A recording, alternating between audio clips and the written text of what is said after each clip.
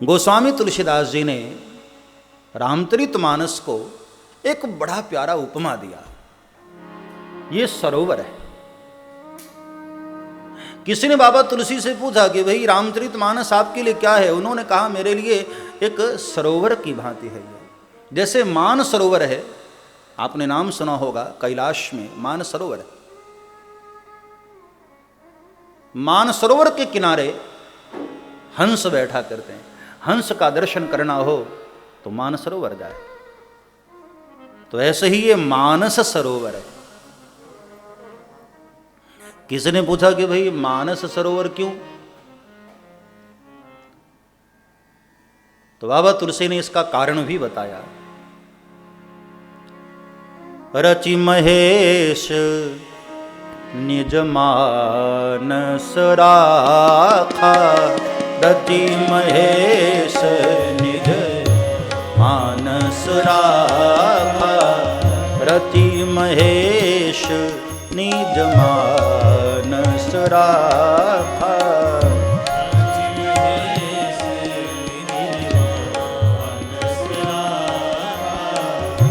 पाई सुसमय शिवासन भाखा, पाई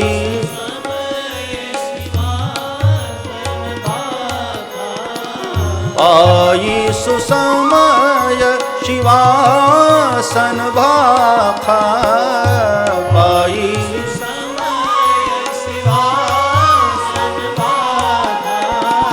रचि महेश निज मानस राखा, रचि महेश निज मानस राखा। भगवान शंकर ने इसको रचना करने के बाद अपने मानस में रखा था। इसलिए बाबा तुलसी ने कहा, इसलिए मैंने इसका नाम ही रख दिया मानस सरोवर। ये मानस सरोवर है। तो किसी ने कहा कि भाई सरोवर में तो 4 घाट होते हैं ना, किसी भी सरोवर में चारों तरफ से 4 घाट होते हैं। तो कहा कि हाँ, हमारे मानस सरोवर में भी 4 घाट है। एक ज्ञान का घाट है, एक वैराग्य का घाट है, एक कर्म का घाट है और एक भक्ति का घाट है, समर्पण का घाट। ये 4 घाट हैं मानस में। जो रामायण पढ़ते होंगे उनको अनुभव होगा। रामचरितमानस में भी 4 घाट हैं और चारों घाट पर, हर घाट पर कोई न कोई एक आचार्य बैठे। आप रामायण जी को उठाकर देखना। ज्ञान के घाट पर बैठे हैं भगवान शंकर, ज्ञान के घाट के आचार्य, ज्ञान के तट पर है। वहां पार्वती जी को कथा सुनाई जा रही है। कर्म के घाट पर बैठे हैं याज्ञवल्क्य ऋषि, भरद्वाज को कथा सुनाई जा रही। भक्ति के घाट पर बैठे हैं कागभुसुंडी जी, जो पक्षियों के राजा गरुड़ जी को कथा सुना रहे।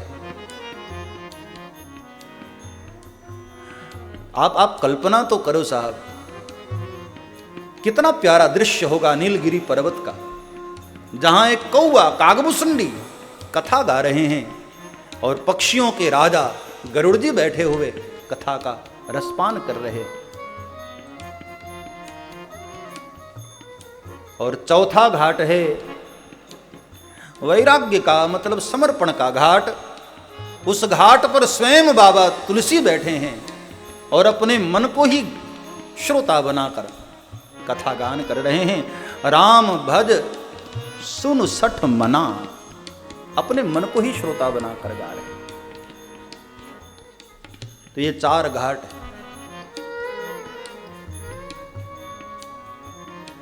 ताते रामचरितमानस बर, इसलिए बाबा तुलसी कहते हैं मैंने इसका नाम रामचरितमानस रख दिया, क्योंकि बाबा तुलसी ने, भगवान शंकर ने अपने मानस में इसको रखा था।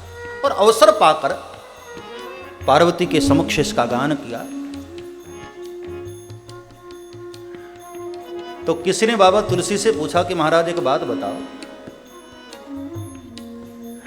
सरोवर में स्नान करने वाले ही तो नहीं आते,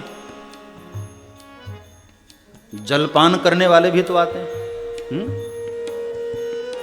कोई प्यासा व्यक्ति भी आता है, कपड़े धोने वाले भी आते हैं और स्नान करने वाले भी आते हैं। तो जो प्यासा है वो ये सोचता है कि भाई जल स्वच्छ हो, हाँ, और स्वच्छता के साथ साथ जल शीतल भी हो, ठंडा। कई लोग गर्म पानी पीते हैं लेकिन प्यास तो नहीं बुझती। प्यास तो तभी बुझेगी जल शीतल हो, स्वच्छ हो। तो क्या आपके सरोवर का जल स्वच्छ और शीतल है?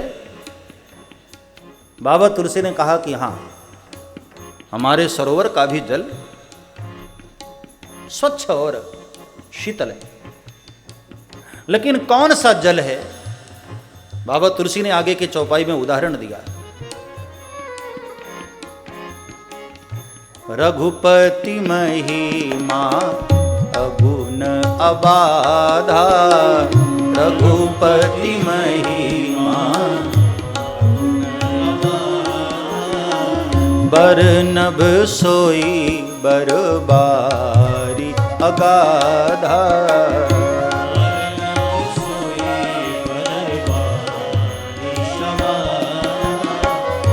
बरनभ सोई बरबारी अगाधा।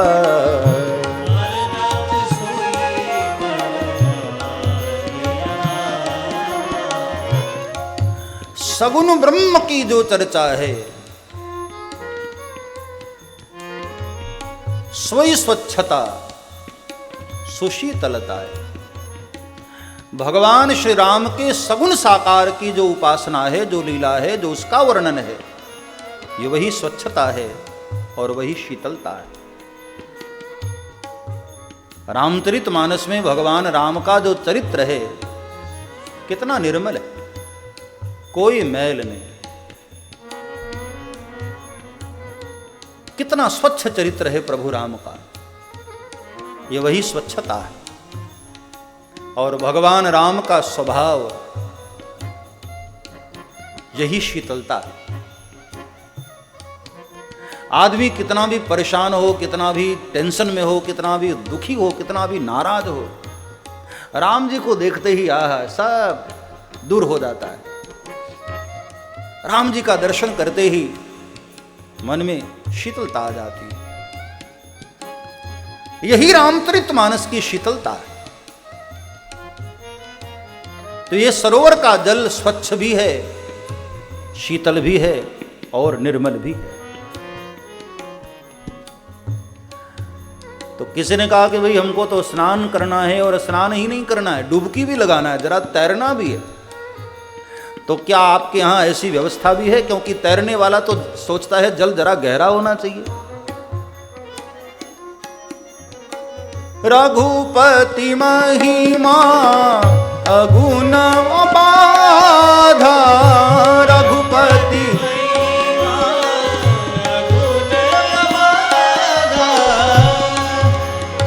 निर्गुण निराकार ब्रह्म की जो चर्चा है वही गहराई है। तो इस मानस सरोवर में गहराई भी है, शीतलता भी है, स्वच्छता भी है और मधुरता भी है। तो ऐसे मानस सरोवर की उपमा देते हुए बाबा तुलसी इस ग्रंथ की रचना करते हैं। तो किसी ने कहा कि भाई मानस सरोवर जाने में तो बहुत सारी तकलीफें आती हैं, बहुत परेशानियां आती हैं, हर कोई मानस सरोवर नहीं जा सकता है, क्योंकि बहुत सारी पहाड़ियां, बहुत सारे जंगल झाड़ियां पार करने होते हैं, तब मानस सरोवर पहुंचा जाता है। मानस सरोवर की यात्रा बहुत कठिन, बहुत कठिन। तो क्या मानस सरोवर की यात्रा भी कठिन है क्या? बाबा तुलसी ने कहा कि हाँ, यहां भी है तो मुश्किल आना, हर कोई नहीं पहुंच सकता, लेकिन यहां के जंगल और यहां की झाड़ियां, यहां के पर्वत जरा बिलग है। कौन से पर्वत? तो बाबा तुलसी ने आगे के चौपाई में कहा, गृह कारज नाना जंजाला, गृह कारज, गृह कारज नाना जंजाला, गृह कारज नाना जंजाला, ओ अति दुर्गम अति दुर्गम, अति दुर्गम शैल विशाला, अति दुर्गम शैल विशाला, गृह कारज नाना जंजाला। सब्सक्राइब करें श्री चिन्मयानंद बापू जी के YouTube चैनल को और हमारे वीडियोस को सबसे पहले देखने के लिए बेल आइकॉन को दबाना न भूलें।